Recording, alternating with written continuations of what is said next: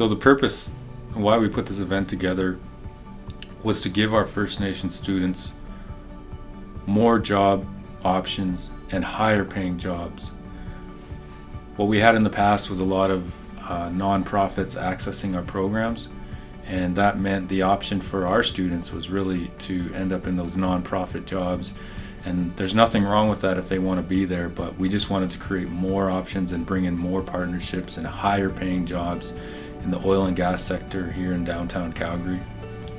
If we can get those partners, it's a lot more lucrative for our students, and it'll help them get with their foot in the door as a summer student. They'll get that permanent job offer when they're done school. Getting into this program, it's really helped me accelerate myself and accelerate my journey to success. I was really nervous, but along the way, you just learn and grow, and it really helped me develop my professional skills. And year after year, I continued to go back through the Community Futures Summer Student Program, and year after year, I was able to go back and progress my knowledge, and expand what I know with ACCO. And so I've been with ACCO now for 4 years, and I'm hired on full time. So I really thank Community Futures for helping me reach these milestones in my life and accelerate my professional journey. Without them, I don't think that I would be where I'm at today.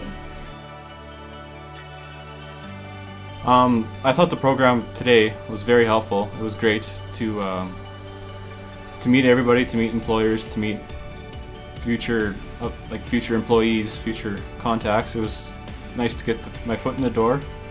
I recommend it to anybody. It helped me get in contact with people. It helped me have a clear vision of what I need to do in school to come out of school and get in contact with these employers, know what I need to do, and start a great career for myself.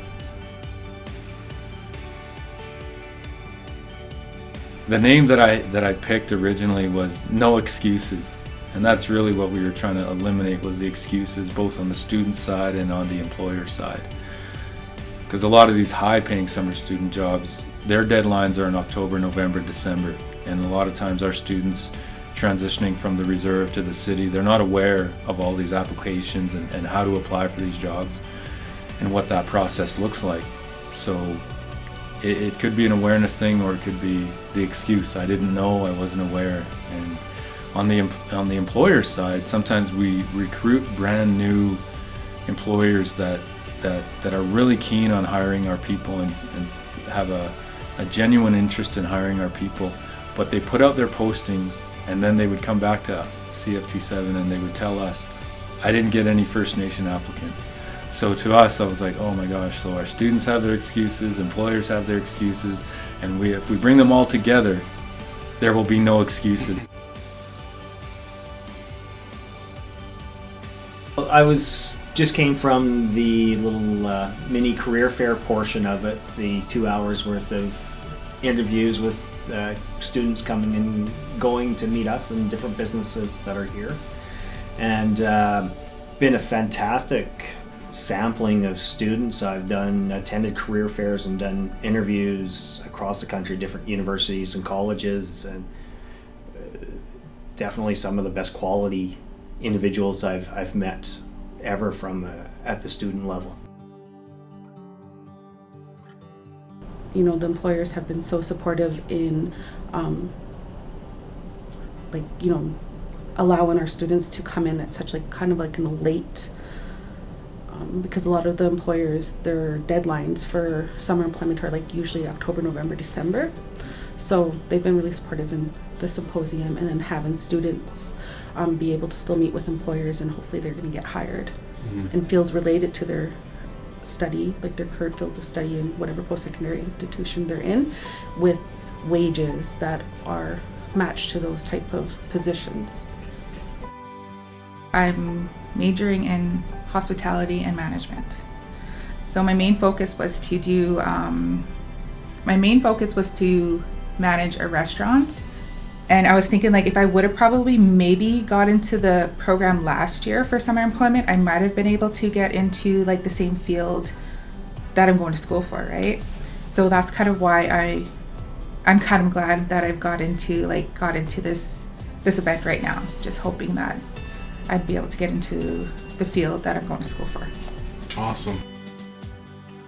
Bringing the high number of students and employers together, I think it's the first time our students will have multiple job offers, and they'll actually get to sit there and say, I want this job or I want that job, and pick the best job that fits their career and probably the highest paying job that they could get as a summer student. That's really, for us, the intrinsic motivation is to see our students in high paying jobs and end up with good careers. I think if we can get our students in the door, when we look at this event 5-10 years down the road, our numbers in the workplace will just keep increasing. I hope this is something that can keep going because it's a really good opportunity. I was a student like 10 years ago and we didn't have this kind of stuff, you know. I really think that this is something that could keep going, like for the future of the Treaty 7 post-secondary students.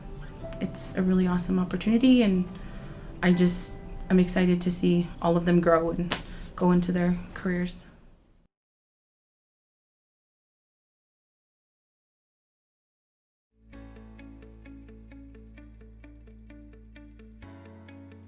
My name is Cole Crook with ATCO Pipelines and Liquids Global Business Unit. My role is Indigenous Partnerships and Business Development. Well, when we'd caught wind that Treaty 7 Community Futures was holding this workshop, we were quite anxious to participate and see if we could identify some students that we could place and have work with us. This program was an easy solution to that, and it allows us to connect directly with students that were vetted and were prepared to come and work with us, and we're quite interested in working with industry, so it was a good fit. With my department and with working with Dustin, he's been quite a diligent worker, and he's a thoughtful young man, very dedicated. We've really enjoyed having him work with us. It's been very positive, and certainly have enjoyed working with him, and hopefully he'll consider working with us in the future. My name is Dustin House. I come from the Stoney Nakoda Reserve out in Morley, Alberta. My first day, it was the orientation, right? And a majority of the students were engineers, and obviously I was in a different field, and I knew my purpose. I knew my purpose of what I wanted to do and what I would help the community do, because I come from the reserve. I grew up and lived in the reserves. I see the problems. I live the problems, right? So obviously I knew exactly what I was going to do for the company and build that relationship.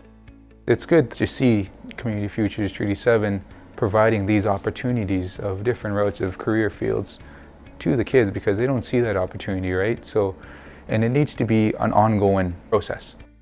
It worked out for me. It's provided me with an opportunity once I'm done my post-secondary to have potentially a career here, and it's been great.